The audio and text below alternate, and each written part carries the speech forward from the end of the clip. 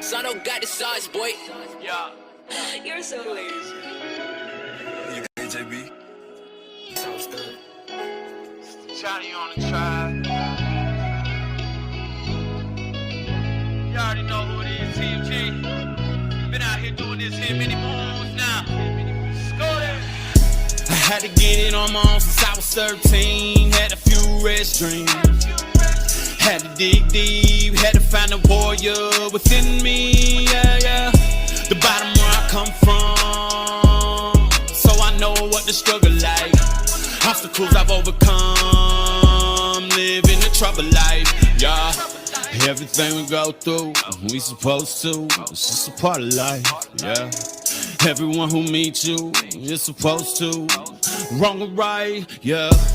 Every day's another day to build a better you and a better life, yeah. We all slip and fall, we all stumble backwards in search for the light, yeah. I've been through some very bad days, had more than a few bad nights, had to hold on even when I wanna let it all go, just to see if I could fly. I felt so lost, couldn't find my way. I felt I was stuck in a maze. On my own creation, lack of the patience with a mirror in my face, yeah. I had to get it on my own since I was 13. Had a few red streams. Had to dig deep, had to find a warrior within me, yeah, yeah. The bottom where I come from, so I know what the struggle like. Had a few red streams. Had to dig deep, had to find a warrior within me, yeah, yeah.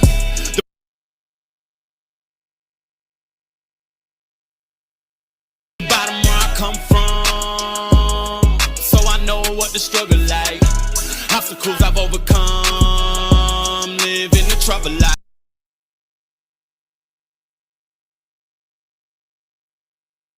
Yeah.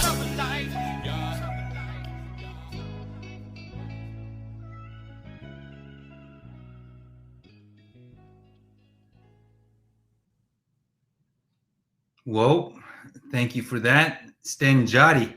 If you don't know who Sten Joddi is, you might want to find out very quickly. I couldn't tell if the audience, if all of you checking in right now, were experiencing a little bit of a cut in that music video. We do want to thank Sten Joddi for allowing us to use the music and also agreeing to appear on the show tonight. Sten Joddi is part of a historic happening, and we'll let him explain what that is. But I see everybody that I pay attention to, and thank you all for tuning in. Thank you for sharing the stream. This is Cut to the Chase, number 27. And you're right, Jamie. I saw Jamie in there saying that I thought it was on Wednesdays. We were not able to go yesterday because of ceremonial obligations. So it kind of is like Indian time. It's when we are available and when we are ready. But we do try to stick to Wednesday. And I do apologize for not getting advance notice out, but life moves very quickly. And we're all grateful to be with you tonight. Lila Daya Yahipilo. If Sten Joddi was cutting up for you on the replay there, just go check him out on YouTube. Go buy his albums. Go support Indigenous artists, Indigenous creators. Shout out to everyone tuning in. Somebody's tuning in from the land of the Tewa and Tiwa, which one of our team members lives right down in that area northwest of Santa Fe. And so anyhow, it's just my honor to be with you again here tonight. Thank you for everyone for sharing the podcast, for subscribing to the podcast. We look forward to doing more and more. I don't even know what a season is of a podcast. Sten Joddi is spelled STEN space JODDI. I don't even know what a full season is of a podcast, like how many episodes that is. I just know that I enjoy doing this. I also enjoy being in the studio, but we have not been able to cut it from the studio as of lately because our work has been on the road. We've been doing all we can to be present at Line 3 to support Tasha Martineau and Camp McGeezy, to support Terra Hauska and GNIW Collective, GINIW, and others. All the others, there's maybe 5-6 camps, including Winona LaDuke at Honor the Earth.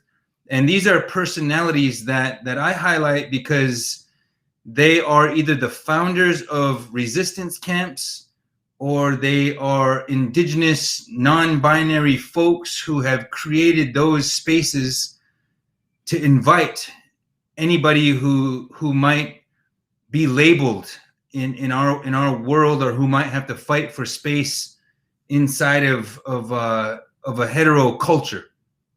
Anyhow, we've got a great lineup for you tonight. Good afternoon or good evening to me, Vivian High Elk. It's always so awesome, so dope. Hey, what's up, Tracy Wilkie? Thank you for watching all the time. It's so good to see young people who are in their 20s. You know, that's really young to how old I am now, but also Tuwis, like Vivian High Elk. Tuwi means auntie in Lakota, and I know that a lot of the young natives have conferred different connotations on the words auntie and uncle, and you guys go ahead and do your thing. Yes, I am uncle age, Chris Nickel. Thank you for that. But it's so good when our elders hop on, and it shows me that they are interested in reaching those from the younger generations, you know, from my children's age, which is 18, right around there, 17, teenagers, all the way up to elders are connected through social media right now. And we've never had that before in indigenous country, or in the reality that we speak of. We've never had the ability to connect that quickly with each other. But tonight, I want to spend some time talking about Line 3. We're going to get an update from me. One of our guests, is very sensitive out there.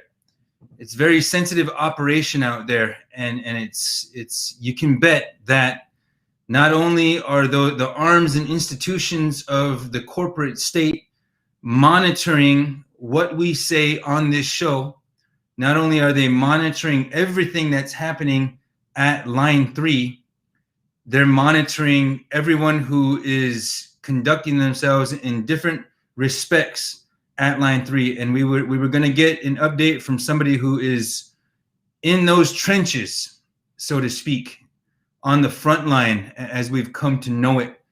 But we are very much more interested in protecting people's legal interests.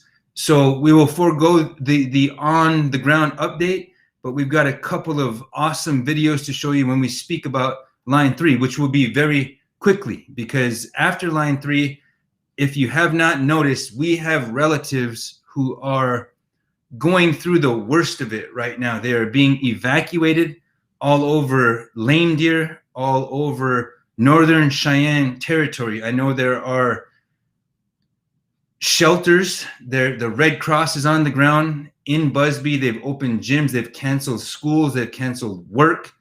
Even the Crow Nation has opened up a facility to those who are fleeing the fires in Northern Cheyenne. And I want to send my encouragement out and my concern, and we'll give you an update about that in just a bit. And then Sten Joddi will join us to talk about Reservation Dogs. If you have not seen Reservation Dogs, there's 2 episodes out right now, and they dropped August 9th, I believe, which is Monday.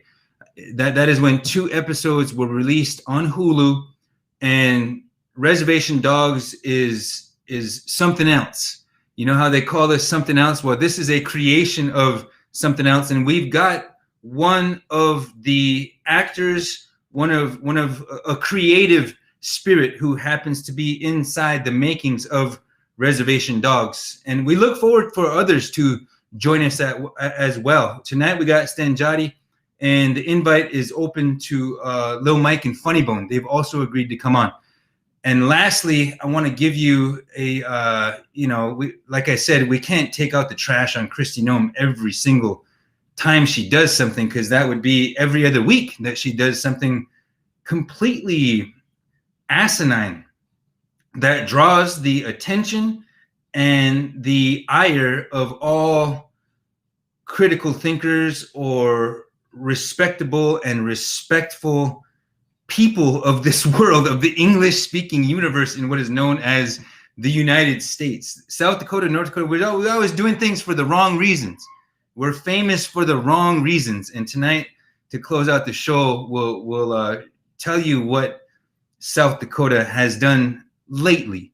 Now, let me jump right into it. And that's right, Skoden and Studis. Shout out to the people who've created Reservation Dogs. We're going to talk about that in just a minute. But it's my honor and pleasure to let you know that Line 3 is gaining, the resistance is gaining momentum at the same time. The drilling, the on-the-ground construction progress is also going full speed ahead, and everybody is all hands on deck. You know, the camps that we've reached out to, that we've had some interfacing with, include, of course, Camp Magizi and Camp Namawag, that is the GNU Collective. And I want to thank all of our listeners, everybody who tunes in, everybody who's shared the stream, everybody who's subscribed to our podcast and become a paid subscriber, and who've also made donations. You know, people just make donations out of the goodness of the heart because they know that the work we do is completely necessary and that we'll continue to push forward so long as we're able to do our thing. We're going to continue to cover all of the happenings in the resistance to oligarchic fascism, corporate fascism, fighting the financial extractive complex. I mean, that's happening right now at Line 3. And there's a concert coming up. I'm not quite sure if we have the flyer, but if not, go to Honor the Earth's social sites, their media sites. It might be on stopline3.org as well, but there's a concert in Duluth, August 18th. And there's also going to be a large gathering in Washington, D.C., August 23rd. Again, you can go to stopline3.org to find out more there. But for those of you, there it is right there. If you just leave that up just a little bit, we know that there are people who are on the ground, who are on the front line, who are carrying the message of that resistance in real time, right from on the ground, who are planning that demonstration. And you can go to stopline3.org to find out more. But tonight, I wanted to take this special opportunity. You've heard from Tasha Martineau. You've seen her on Cut to the Chase when I was on the ground out there. And there is an open invitation. Everybody here, everybody who's online with us right now or who will listen to this later, should know that there is an open invitation for you, for those who are able to transport themselves all the way to north of Minneapolis, between Park River, Thief River Falls, all the other, there's several small towns or small cities that are in that vicinity that comprise the areas of Line 3. So I think I would advise you, we'll put this this graphic up that has all the camp's Twitter handles and all their Facebook handles. That will be helpful. We'll do that at the end of the show or at the end of this segment. But now, you know, I would like to show you. I'm trying to read your comments, and then somebody is asking why we don't, why our voice is so silent for Leonard Peltier. I don't know if Tim is talking to us or if he's talking to people on the comment section who he knows, whose voices he knows to be silent. But you might want to check out our Cut to the Chase special episode on Leonard Peltier, Mr. Margolis, Tim Margolis. Thank you for bringing up Leonard Peltier, even if it is in a kind of an adversarial fashion there, and asking why we're silent on Leonard Peltier, because we're certainly not. We've done whole episodes on Leonard, and I do all that I can whenever I can. Visiting Leonard is that was one of the strangest experiences of my life. But thank you for bringing his name up.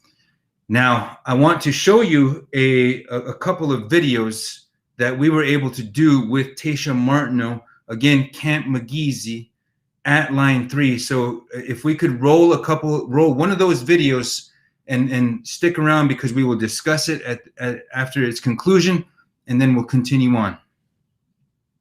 You know, it's told in our stories that when we pass away and we travel, we need to know how to build a fire. Otherwise, we're not going to be able to go to the other side safely.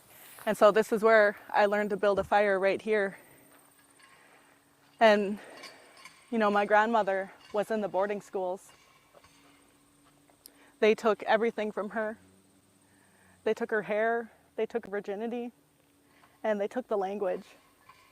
They did that so at night, you know, those children couldn't call out for their spirit helpers anymore because they didn't know how to speak the language. It was forbidden. So I came here to learn that. This is where I learned to introduce myself in Anishinaabe so that my ancestors could know me. Right here in this spot. You know, we would come out here with our elders, our grandmothers, and we would sit around a table learning the language, learning the stories, so much so that we started calling this Grandma's Table. And when Enbridge started digging, as you can see, they lifted the body of the Rock Nation and they dumped all of it right here on the spot where we were learning to pray. So when I first seen this, I was really angry. Absolutely everything was taken from our grandparents because you'd gladly separate me from my children. And for what? A pipeline company? For a pipeline company? In the winter of 1850, our ancestors marched to Sandy Lake in our own version of the Trail of Tears. Many of them starved there. Many who never made it home. And those who did made it here, right here on the grounds that you are standing on today. And now Big Oil wants that too. And Fond du Lac may have signed for those permits. But I can tell you as a member of the tribe that this was not wanted. We were in opposition of the Line 3 pipeline. No, I could never sit at the table with Enbridge. I could never eat with my enemy. But there were those water protectors who did. And Enbridge was told what this site was. They were told how important it was. I sat here learning a language that they took from us so that I could say who I am in Ojibwe, so that the spirits could hear me, so that my ancestors could know me. And I learned it right there in that spot.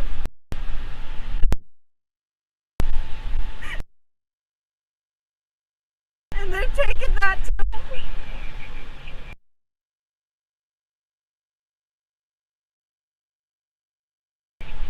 I learned how to start a fire there with Jim Northrop.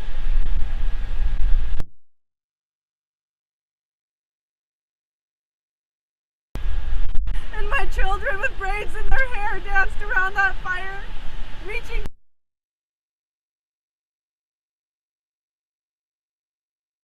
for the stars, because I told them that was the limit. And they put up those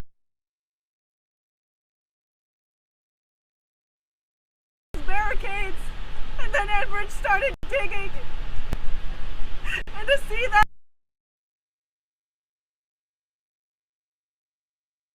mound of dirt upon that spot, it's intentional and it's personal.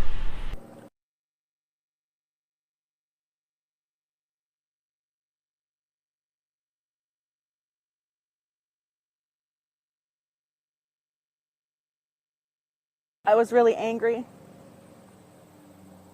I felt like something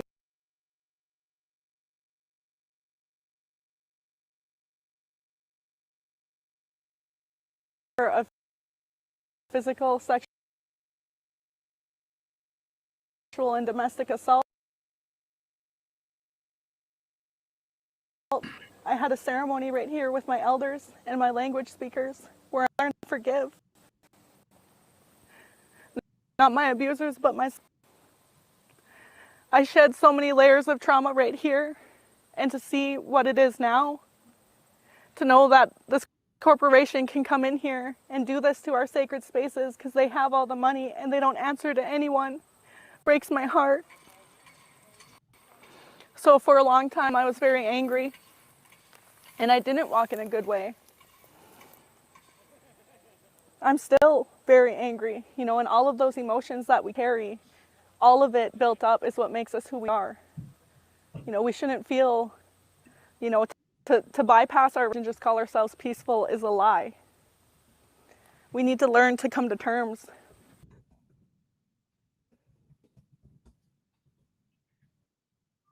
We apologize for that. I don't know. Something's going on. Either we're being tiger swan or our software is cutting up right now. So, but that is Tasha Martineau of Camp McGeezy. And I agree with some of the people in the comment section saying, where is Deb Haaland?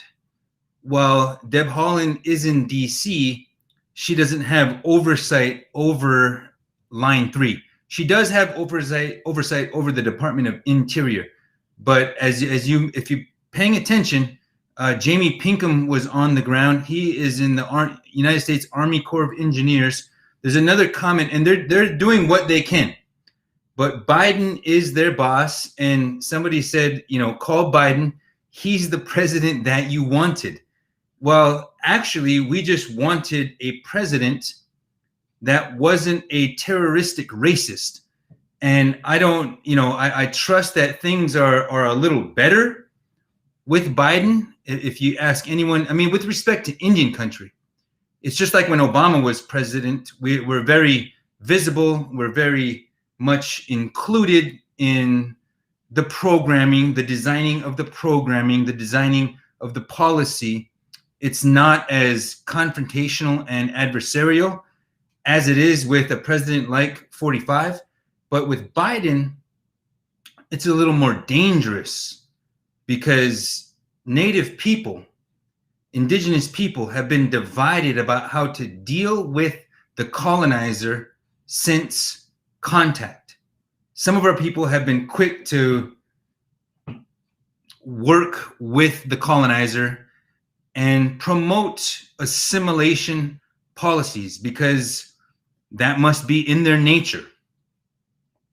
It must be in their proclivities to bow down to the colonizer and try to work with them because they think the colonizer is going to be beneficent or magnanimous or that they're going to take care of them. And then there's other sects of our people, not just within the people I was born into, the Lakota Nation or Ocheti Shakomi, but all over, who have chosen instead to uphold our original authorities and to express what and who the powers of creation intended us to be. But I do want to, I'm responding directly to your comments in real time.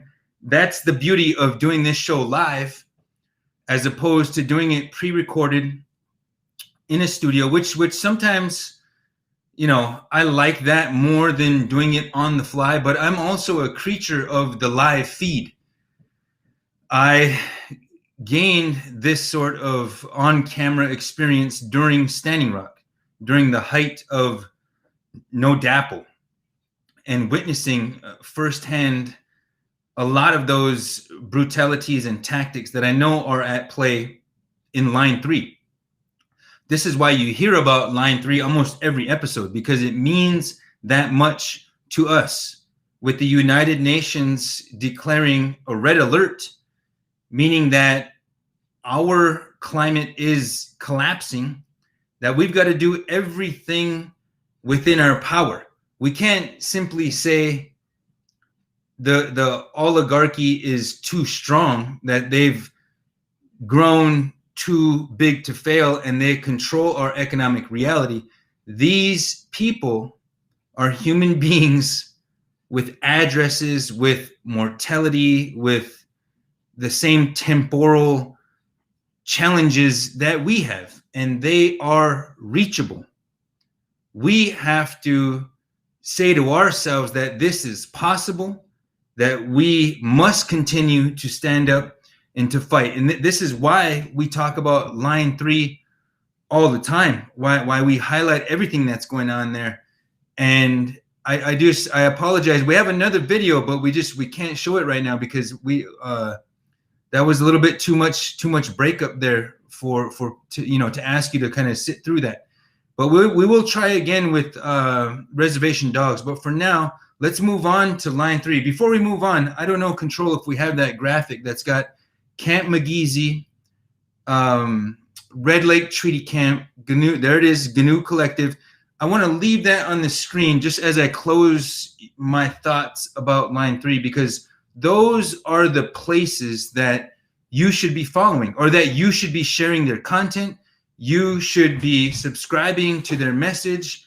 They all need help. They're all fighting the fight that we should be fighting, that is immediate and in front of us right now, and providing us with a heavy sense of urgency, a heavy burden that I know our children are feeling much too much. I think back, and I was born in the 70s, the late 70s. I think back, and we didn't have the worries and the burdens of climate collapse. That even though the oil companies knew, even though ExxonMobil and the financial extractive complex knew that they were going to cause a climate collapse originating from the human species, they still chose profits over people. And we right now are suffering the consequences of those deliberate actions. The United States has not revoked one single charter from ExxonMobil for the Valdez oil spill, or from Kelsey Warren, or from TransCanada's operations. I mean, we beat them for the time being, but we have not made big oil pay. And right now at Line 3, all eyes need to be on there. So that is where you go to find out more about Line 3, find out more about the people who are on the front line. It's almost 700 arrests right now. So I want to send our strength and our love to them. But for now, we should highlight the Northern Cheyenne. And we were not able to bring on somebody from the Northern Cheyenne leadership teams, the people who are responsible for evacuating everyone on the Northern Cheyenne Nation. But there is a Facebook page called the Northern Cheyenne Disaster and Emergency Services. And if you are so inclined, we would guide you that way and ask that you like that page, that you're able to go there for updates. And I just now saw Western Native Voice is sending a load, some cargo vehicles full of humanitarian aid. And I know that I just saw that before the show started, so I did not have a chance to reach out to a good friend, Bethany Sam, who I know is well, she used to be affiliated with Western Native Voice. I don't know if she still is, but we would love to highlight that. I appreciate everything that Indian country and everybody is doing. Even non-Indigenous people are rallying around Northern Cheyenne right now because they are in the worst of it again. And I remember being there in 2012, 2013, and a huge fire ripped through the Northern Cheyenne Nation and put them in this precarious situation where they had to evacuate. Elders, people of all ages had to go to the Boys and Girls Club at that time to seek shelter. And I wanted people of Northern Cheyenne to know that we see them, that others, including the Crow Nation, I see that, Lance, I said that in the beginning, the Crow Nation is stepping up to provide aid as well as those relatives in Nevada, what is now Nevada, the Paiute and the Shoshone, people around Reno Sparks, everybody who's affiliated with Western Native Voice. Thank you so much for lending a hand to the people of the Northern Cheyenne. And I spoke with some of my friends who are from there, including Councilwoman Silver Little Eagle, including Leo Killsback. And I just want you all to know, I mean, we have family there. I want you all to know that we are thinking of you, that we are sending our love, and that people should know where to go for information and so that they can help out. Everybody asks me all the time, how can I help? What can I do? So there, if you go on to Facebook and you search Northern Cheyenne Disaster and Emergency Services, it will lead you to the entry point so that we can continue to help all of our people of, these are our allies at Northern Cheyenne, our historic allies. And we've been apart. We used to live right next to each other. There's a lot of relatives who now identify themselves as Oglala or Lakota are also, were Cheyenne in the beginning. The beginning of this era, of the colonial era of our existence, I should say.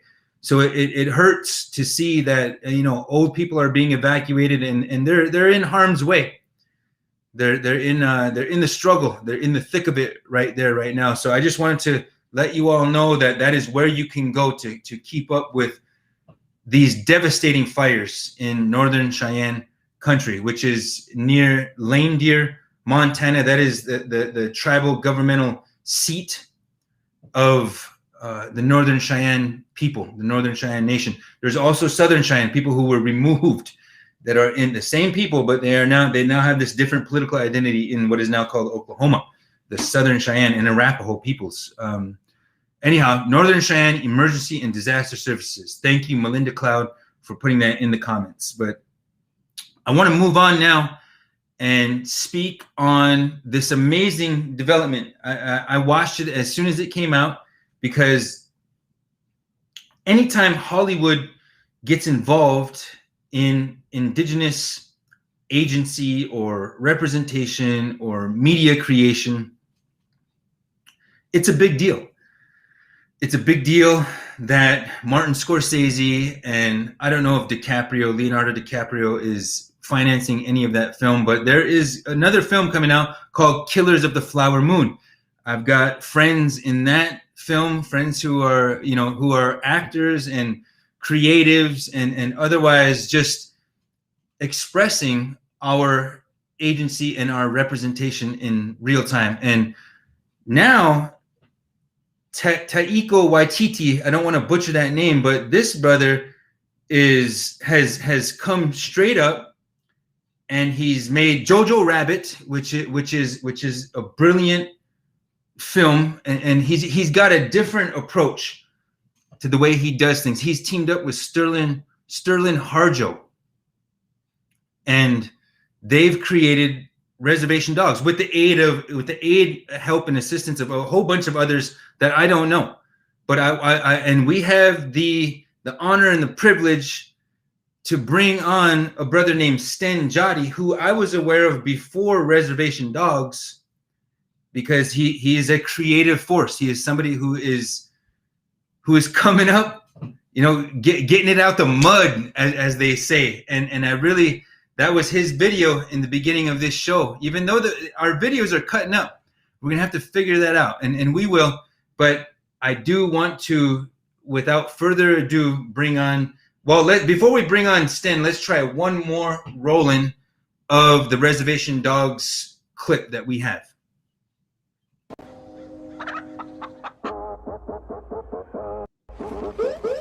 Act normal. Y'all wouldn't have seen a stolen food truck, would you? Oh. Someone stole the truck. Broad daylight. Put your seatbelt on. Seatbelt. People safety. We're stealing a chip truck. I do not give a shit, man. Put your seatbelt on. We're Jeez, not going. let's go. Apparently it was full of chips. I've never seen anything like that.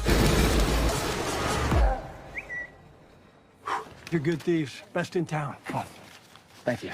It is a small town. Tell your friends. I don't have any. Go get some then. Okay. We could be in California as soon as 2 months. California, here we come.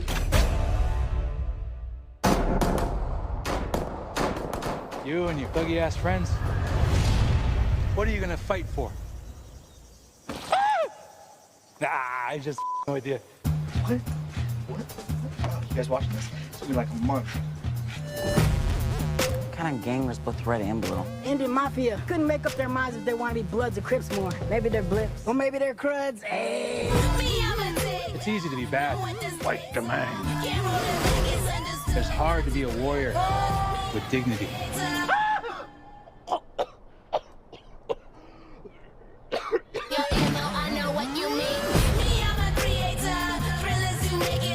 We're making it drop when the Glock go pop, pop, pop. Bullets can't be stopped. That let 'em in shock when the Glock go pop, pop, pop. You better believe we shutting down shop when the Glock go pop, pop, pop.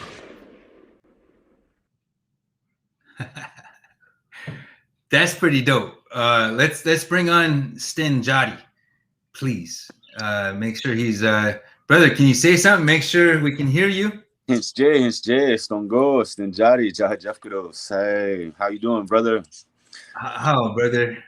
Lila Daya Hipolo. If you know what, if you could just introduce yourself, because we got a pretty good reach, and I'm very thankful that people actually tune into this when we're cutting this up live, because when we're designing it, we're thinking of the podcast, but when we're able to do it live, it's just got a way better energy. So if you could introduce yourself to our listeners, that would be very much appreciated.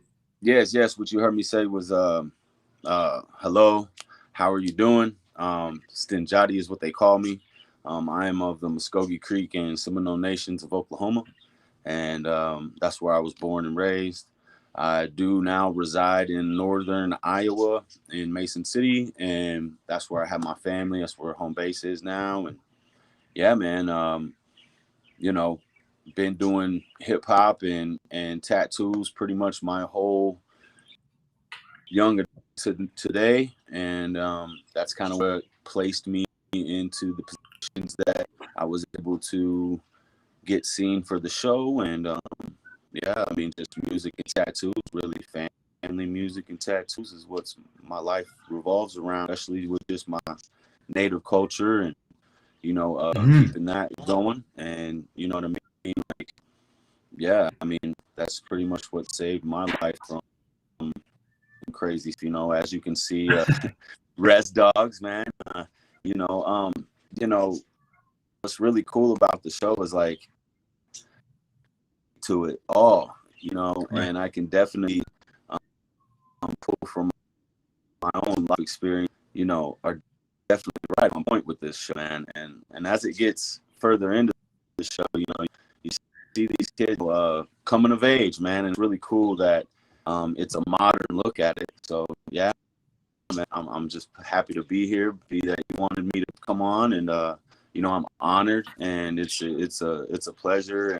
I'm very honored for the whole situation. I'm very grateful and thankful for all the opportunities that you said, and Sterling, like, they're putting natives on, and you know, they're definitely put down what they want and what they want presented, and it's fully authentic. So that's what we're doing. We talk. You know what? I see you moving. I see you doing what you do and staying true, expressive of your creative inspirations. I heard of you before Reservation Dogs, and then, and you know, through I don't know how many albums you got, but it was through your tattoo work and through your distinctive sound. I'm a child of hip hop as well. I was you know, listening to Public Enemy and Beastie Boys and Kool Moe Dee inside cassette tapes back in the day, and so I appreciate what you it took years of work to get into that place where, you know what I mean, like it's only right. And I got to give big props to Sterling Harjo, who I've never met, but I see his work. I see the work of Dallas Goldtooth, of the 1491s. I saw a shirt represented in there. I see the work of Wes Studi, and for the longest time, we had to wait for someone to give us the call from Hollywood. You know what I mean? Like that's the only way that you might get put on. And we see these claims that, you know, they can't find Indigenous actors, they can't find Indigenous representation. And I saw a meme that said, well, freaking go get some then. Like it's out there. What we learned from watching the show is that there's Indigenous talent that is ready to express itself, ready to express themselves. Our people are ready to share who they are, and we can do it in a different way. I wanted to ask you about what happened out at the red carpet experience. Like, that was so dope to actually see the amount of effort and work put in to making this a success. I want to make sure you're still with us too. You're it's froze up right now. Can you see if you're still with us, brother?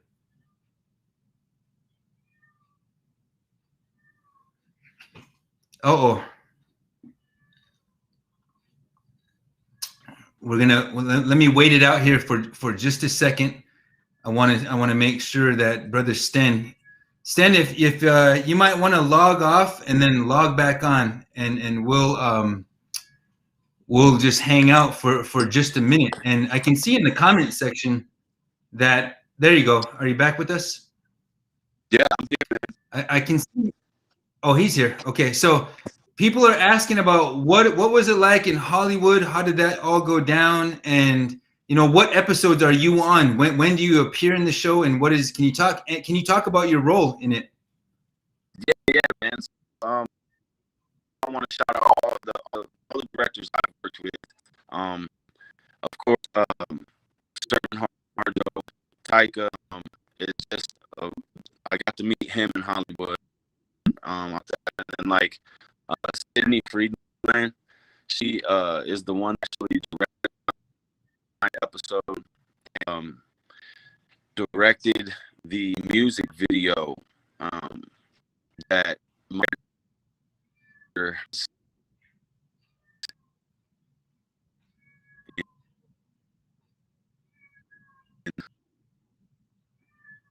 just, you know, it was crazy how I even got up the show.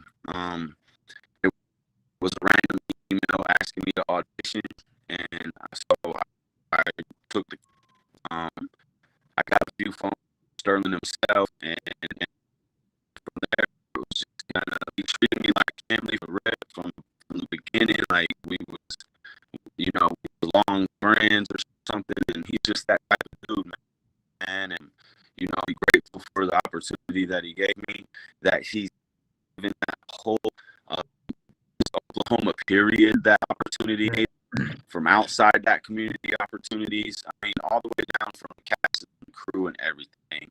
And he was holding it down, bro. Put us all on out there, man. And I just want people to understand that first and foremost, that he beyond for representation during this whole situation. And you know, a part of the record, man, all that stuff, dude, I'm just, you know, I don't really know how else to say it, man. It's crazy, and it was awesome to have my wife and my family part of it. That was in my life, because my family is very important to me, and I hold them like right there with me the whole about all of this, because you know they have sacrificed for my dream as well as my sacrifices by not being around as much as I should have been in certain situations. That I wanted to go through, and you know, just around. You know, I'm grateful for my family, and I'm thankful for my family. And without them, you know, it's possible. And you know, music and tattoos, them were always my fallback and treats to get over the issues that I had. And I would always fall back to music. I would always fall back to tattoos. And, you know, so those things got me through. And that's where I dominated, man. Doing this whole show and getting to that point where, you know, I'm finally getting noticed for all of these things. Shout out again to Sterling Harjo and Mid Thunder Casting for seeing me out there somehow, some way on the internet, some video. I have no clue how they found it, but hey, man, it happened. So, you know, and for them to not only put me in the show as a part in a character, but also to ask me to feature my music. Wow. It's like holy cow. I'll do the acting part, I guess. I'm not an actor. I don't know. I've done it before. They all say I did awesome. I still have to see my episode, so I don't know. I'm gonna find out together how well I did. So you know, that's crazy. But the music being on, you know, I would have been happy.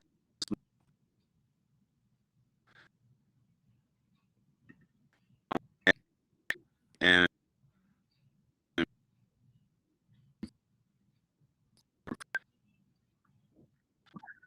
so I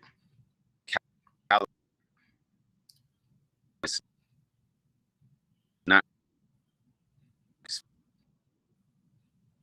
will be that explain the feeling I have about the whole situation. And again, just grateful and thankful that I was just even a part of it just a little bit, you know. It's amazing. You know what? It's thank you for that. It's truly groundbreaking. We're sort of used to the trope or the dynamic of some outsider, usually a white person, you know, it started off with, you know, there's always some white savior. You think of Dancing with Wolves, and I had a lot of good homies and good relatives in Dancing with Wolves, but whoever's bringing in the money, that's where the creative agency, the creative control kind of trickles out from there into what kind of talent comes into the production, what kind of story is allowed to be told. And you could tell from Reservation Dogs that this thing was indigenous. This was res through and through. And that's why everybody who might, you know, whether you came up on the res or not, like the res is kind of where in urban places there's reses too. It's just where all indigenous people congregate, and there's something inside of us that connects us to each other. But on the res is where the homelands are. It's where the ceremonies are. It's different. And we hardly ever get to see that side of indigenous representation. It's usually, how am I going to fit into some old spaghetti western, or how am I going to fit into someone who wrote this who doesn't really understand where we came from, you know, what kind of life we had growing up. So I know that it's groundbreaking. My children watched it and they were into it. You didn't have to like tell them to get off their phones while they were watching it. And so as we continue to see, like more money is going to come into our hands, indigenous hands, indigenous content creators' hands. And with that, you know, you see the Redskins changing their name, the Cleveland Indians changing their name. There's all these things happening. And you all are a part of that. Like that is going down. Now, some people are asking, where do they find your music? Like, is there somewhere they can go to download your music and all that stuff? Yeah, man. So, you know, it's StenJoddi everything. So it doesn't matter my name in any search bar on any app. I'll pop up, you know, and you can check out my music. I have a very extensive catalog of music. I'm sure you'll find at least one song you like out there. And, you know, it's just an honor that, you know, the music is getting played finally, man. Like you said, it's taken a long time for indigenous people to be at the forefront of their own storytelling. And, you know, this is definitely a time in history where, you know, it's our turn to tell our story. It's our turn to have, you know, our own narrative.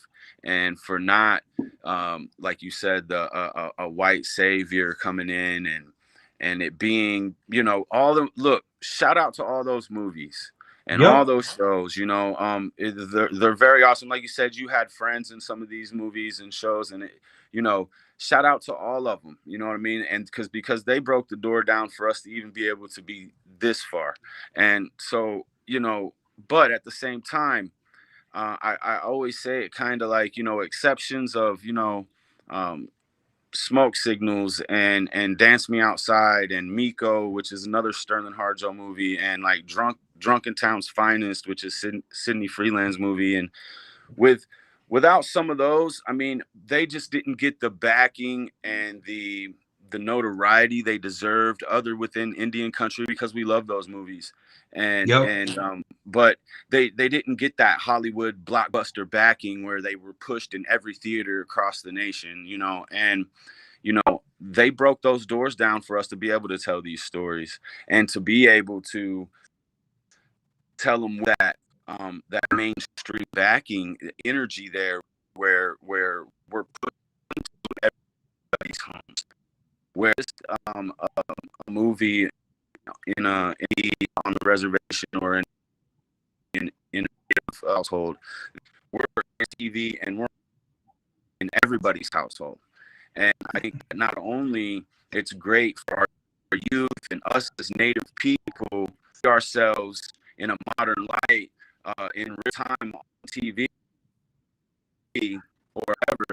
I think it's a great thing that non-Indigenous people will see us in a modern light in today, and they understand being humanizing us and bringing them into our lives and showing you that, you know, yes, we have our differences, you know, we have our own issues, but I guarantee you, man, the kid in the ghetto in Chicago or the white kid in Midwestern Iowa in a trailer park, you know, are going to be able to relate to one of these characters.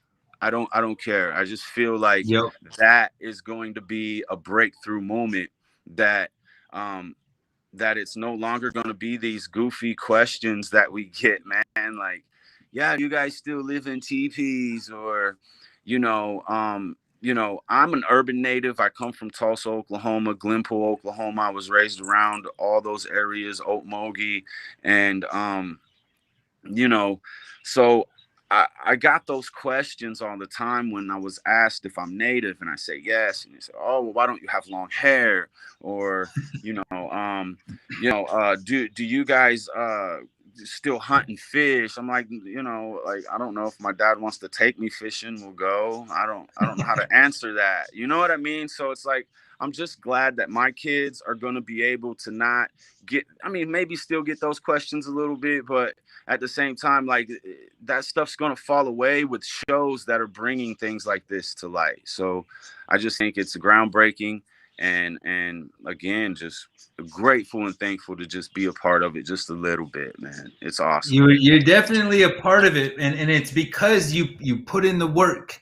It doesn't come easy, you know, and you're willing to share, bro. You're willing to be vulnerable. You know, that's your art. I don't know how many albums you got up, but every single one of those things represents a piece of you, and you're out there giving yourself to the world, not just to Indian country, but on any level. And I see that, and I respect that. This show right here, Reservation Dogs, we have yet to see. I don't know how many episodes there are. 2 of them dropped so far, and our listeners should know that Sten Joddi is going to be in episode number 4. That's where he comes in. So, and he gave shout out. You know what? This is an evolution. We're just now kind of grabbing the microphone and being able to tell our own stories, like Sten was saying.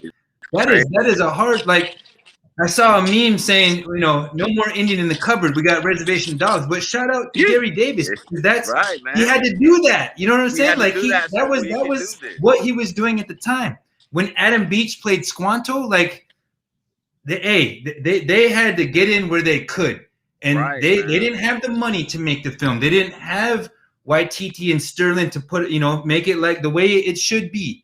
And as long as you all are continuing to make that media, it's going to inspire people to do the same. So I want to say thank you. I don't know if there's anything that we missed. I've been trying to ask you the questions that come to me and things that are coming through the comment section. But please, if you're just tuning in, this is Sten Joddi. You might have heard of him because of Reservation Dogs, but he's been on the grind for a while. I even through like nutrition and defeating and preventing diabetes. I mean, I watched the journey on that, bro. You know what I mean? Yeah. I mean, you know, that's a whole nother journey conversation, man. I mean, that was something that brought me back to my my culture, focusing in on my creator and my connection with that and ceremony, and wanting to be here for my family for many years to come, and just having visions of bad things happening started to overwhelm me. You know, started to hit my heart real hard, and you know, I was having like bad dreams and just feeling really lethargic, and you know, I was just having a bad time, and you know, looking at my 4 or 5-year-old daughter at the time, just wanting to know, or scared, not knowing if I was going to be there for her, you know, her graduation, her wedding, her first child, you know, these things that were running through my brain. And you know, I might be there for my first 2 oldest daughters, but will I be there for the 3rd one? And that really hit me hard. And so I just started to change my life, man. I started to eat better. I started to exercise every day. And I just felt like, you know, I didn't need a doctor to tell me what I needed to eat and what I didn't need to eat. And I got rid of those misconceptions of programs and counting calories and all these things. And I just did and I continue to do just what I know I should do. And we all know what we should and shouldn't eat and drink and not do exercise. We know what we should do. And when somebody tries to tell me, you know, or ask me, you know, what's your secret? I say, you know, eat well and exercise every day. And oh no, there's got to be something else. No, not really, man. So I mean, that was a journey in itself, and you know, I'm going on a little over 2 years now, and I've lost over 113 pounds, man. And like, I feel, you know, great. Probably the best shape I've ever been in my life. Even when I was young, I was an overweight kid. Oh, you know, I was a lineman in high school football team, and you know, I was just a bigger guy always. And you know, so this is you know, I've never been able to do a pull-up in my whole life. Right, man. Until now. So I mean, that's that. If that gives you any, you know, level of understanding where I health-wise, man, it's just a full different change in my mentality. I mean, my mentality is 100% better. My relationship with my family and our eating habits in the home, I still try to get them off of that stuff. But, you know, kids are kids, man, and you can only fight and argue with them so much. So. The more you fight with them, the tougher they get, man. I know, man. They're like, gummy bears, and I'm like, no. And they're like, no, gummy bears. And I'm like, okay, you win. Leave me alone. I'll tell you, you know, those are true words right there.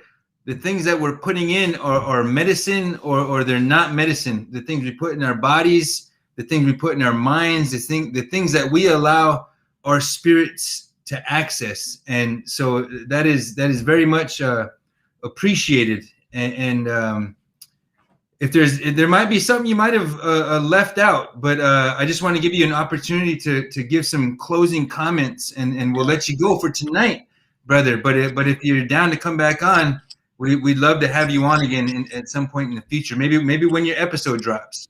Right, man. Yeah, I mean, yeah, just search my name. It's pretty much anywhere on, you know, YouTube or iTunes or Spotify or Tidal or Amazon.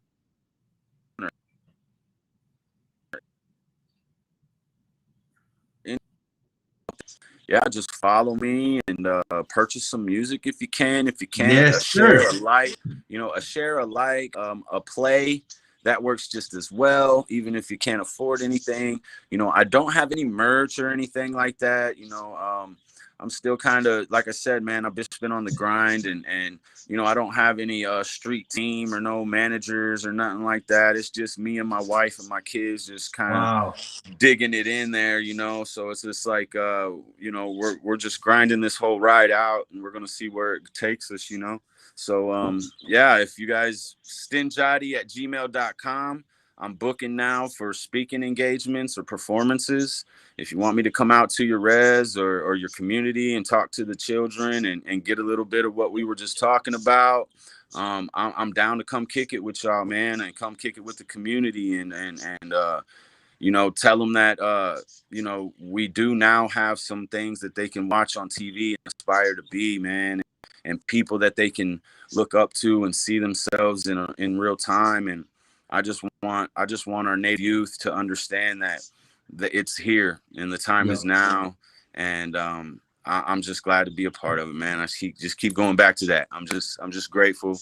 I'm thankful, and I'm gonna stay as humble as possible forever, man. So that's it, man. I appreciate you, bro. You know what, man, and strength to you, brother, and protection and guidance, because the role of Indigenous, you know, males has been challenged, and we lost sight because of the colonial process. And that's related to the substances that we might have consumed, whether there's sugar, whether it's alcohol, whether it's, you know, trick knowledge or whatever. But I can tell just from speaking with you that, you know, I see some of what I went through in the struggle, and we're probably lucky that we're able to communicate even here and be here today, because you might have been through some things, you know what I mean, and you might have found a way to deliver yourself from that. And there's so many other Native males who are in the throes of those struggles, man, in our families even. It's a tough spot, but keep shining, keep grinding. We'll have you back sometime in the future, bro. I appreciate you, man. Thank you for having me, bro. And blessings and Madu. How? That's Sten Joddi, ladies and gentlemen. If you go download some of his music, go like his page at Sten Joddi. That's how you support our Indigenous artists, because now that Sterling and Taika Waititi have broke through Hollywood in a way that you heard Sten give propers to Dance Me Outside.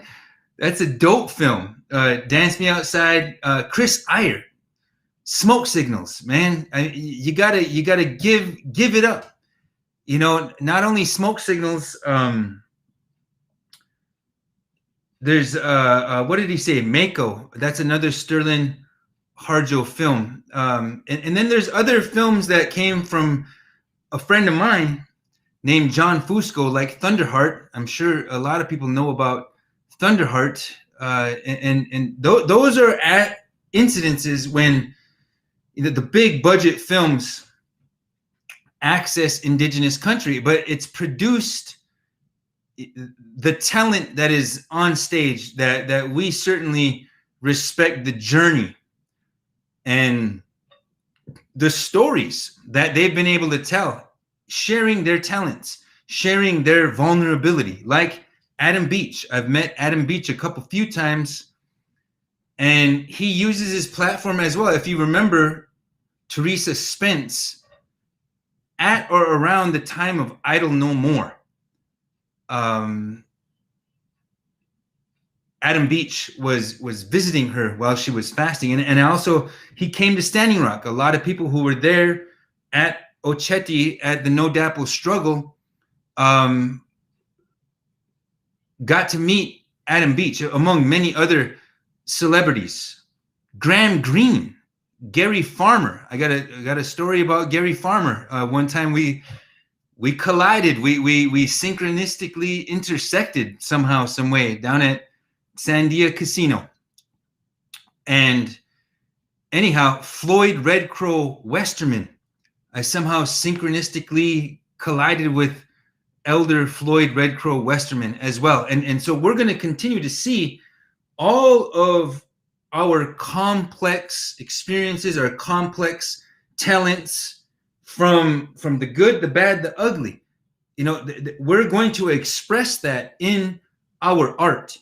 And what a film like Reservation Dogs does is it tells everybody that we are capable, that we belong on that stage, but we are also able to transcend that stage and that platform and that lens that has up to this point captured us and degraded us and defamed us and created us in their image, which they crafted when the colonizers landed on our shores. They started writing.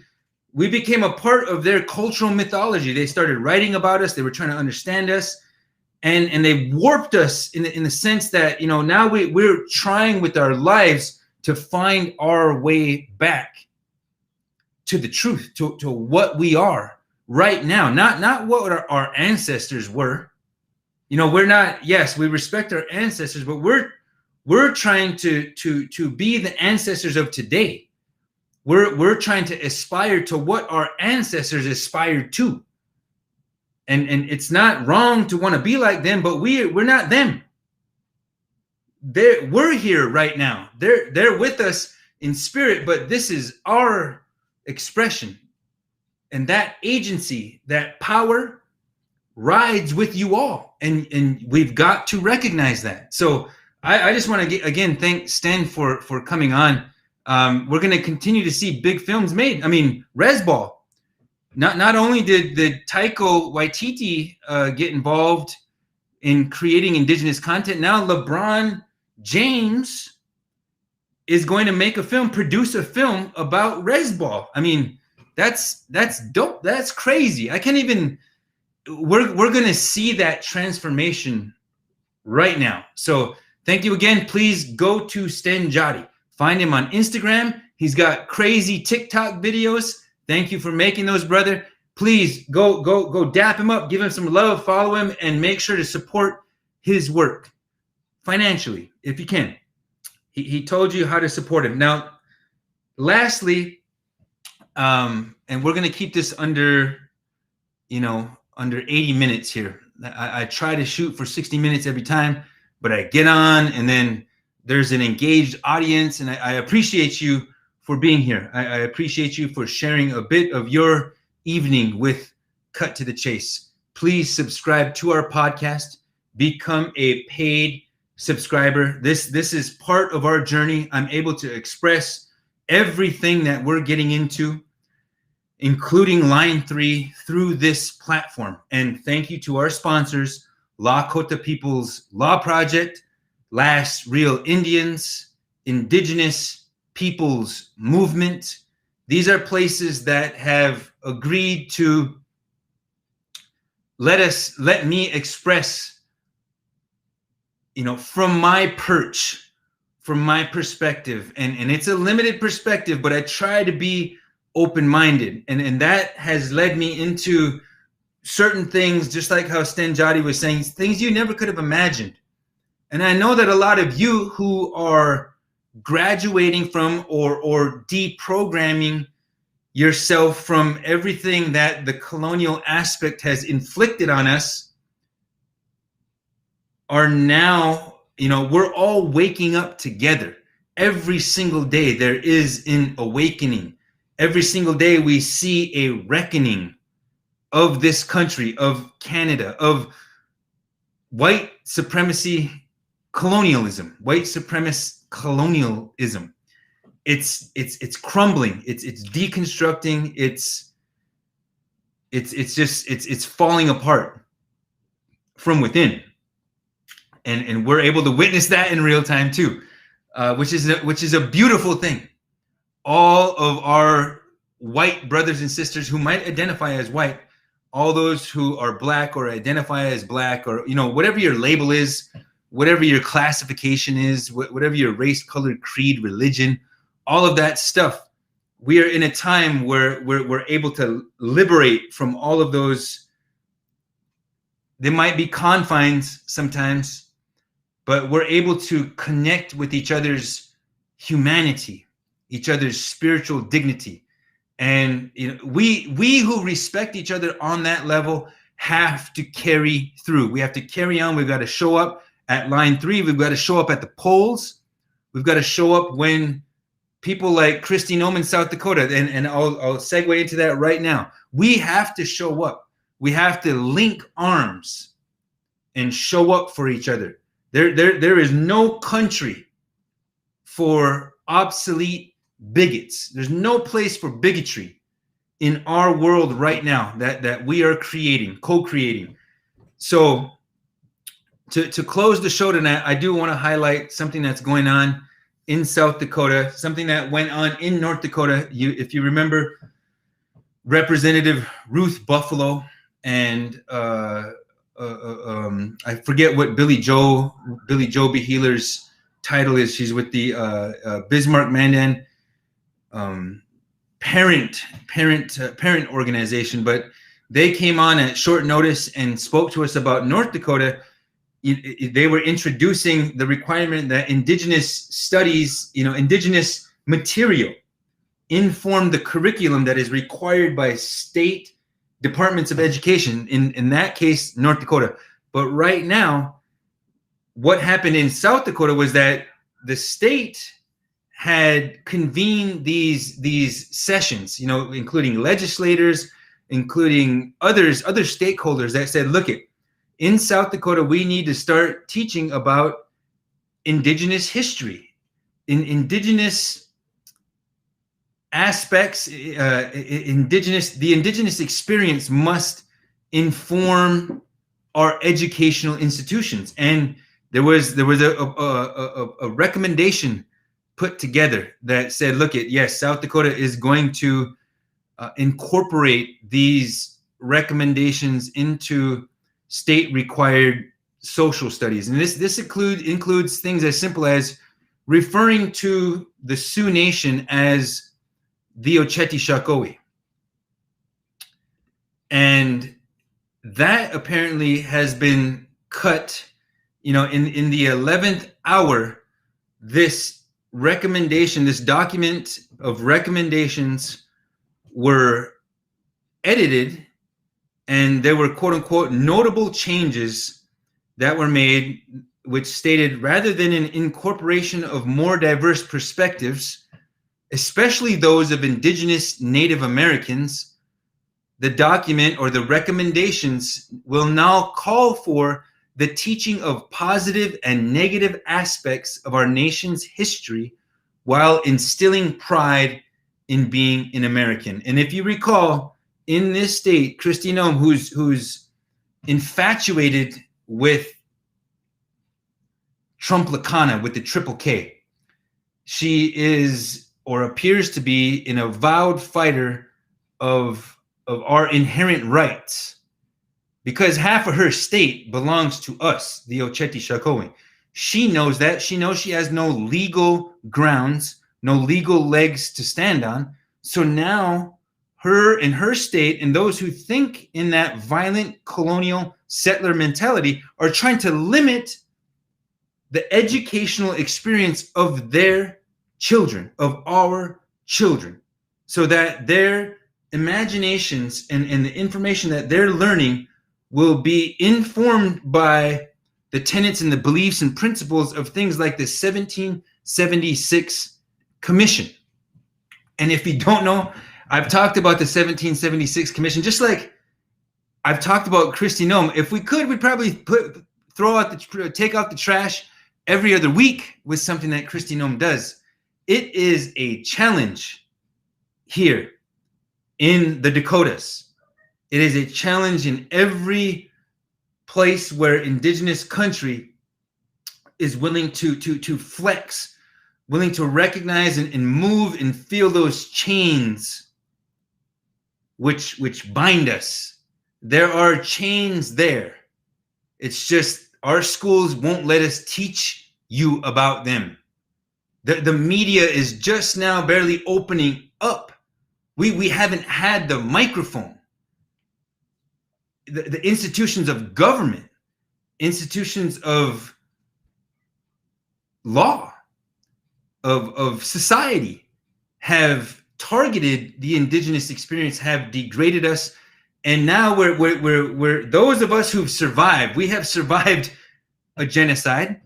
We have survived whole-scale identity and character assassination. That has been attempted on us. It's been executed on us. And those of us who are still caught in the throes of that dynamic see people who are trying to liberate from those chains and want to downpress them, want to criticize them, want to bring up everything that is wrong in that person's path or in their past. We see this all the time. It's instances where cancel culture can go awry when we only use it in a negative aspect. And I've seen this because colonialism is a state of mind. Federal Indianism, the reservation, is a state of mind. It's a state of the spirit. And those of us who want to forget everything that the colonizers inflicted into us and created within us, those of us who are saying, look, that Western civilization doesn't have anything to offer us. It's brought us to the brink of extinction, species level, extinction level event right now in our foreseeable future.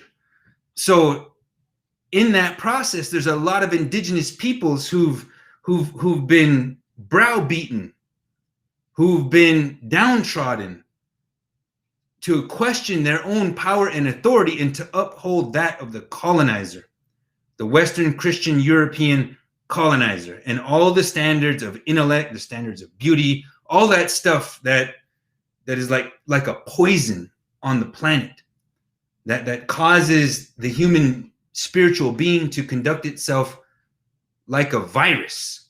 I mean, we're talking about Western metaphysical traditions that the brightest of them say there's no purpose to life, or that we're living in a simulated reality. I too have searched those places for truths. I've gone to the depths of their rabbit hole, and the brightest of their pillars of knowledge, understanding, seeking truth, bliss, etc., are like the most challenged of our people. And we need to recognize that as Indigenous people, we've got to trust our own thinking. our own systems, our own knowledge systems, our own way of knowing, our own isms and ologies. I want to thank you all for tuning in. I want to thank you all for sharing the stream. I want to thank you all for commenting as much as I can. Yes, the Pueblo Revolt, they just did a commemorative run. And there's a meme going around. It's a work of art where there is a Tewa or a Pueblo person strangling a priest. And every time, you know, when the mass graves, this is why I wore orange today, because it's up past 5,000 children. If you haven't heard, and I remember a young woman painting one of the cathedrals blood red with her hand. And a lot of people were challenged by that. A lot of people said, remember our teachings, so as to otherize or marginalize or otherwise make unacceptable this young woman's, we're talking an adolescent, youthful expression of her state of mind when she just went straight to the church and wrote, "We were children," and put blood on her hands to symbolize the blood on the church's hands right now. Blood, genocide, practices that the Pope is clearly, he said he'll meet with indigenous peoples in November, but I mean, we're all living in a connected reality right now. Like, why can't these cats just come right out and speak to the issues? That's why they're in those posts. Why is Biden just chilling, sitting silent on line 3, where almost 700 people were arrested, just like Obama? Why did that cat stay silent? And then when it finally came to a head, he said, we're gonna see how it plays out. Why are these people staying silent? I don't know. That is not leadership to me. Biden is in a position to completely change the trajectory of our course as a country, as a human family. But they seem to be married to extractive oligarchy. And that leads us right into fascism. And that is no life for any of us. So thank you to all you who tune in, because you're not going to hear this in the mainstream yet. But I'm gonna do my best to cover those issues that mean the most to us, and even to those that are touching the mainstream. You know, what the world wants to know about the indigenous experience. I can only speak from one person's experience. And I'm doing all I can to make that happen. But I need you to subscribe to our podcast.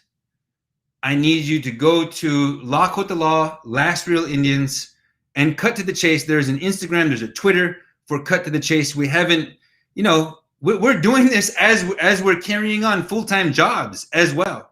So expect to see, you know, a more refined or strategic rollout of Cut to the Chase.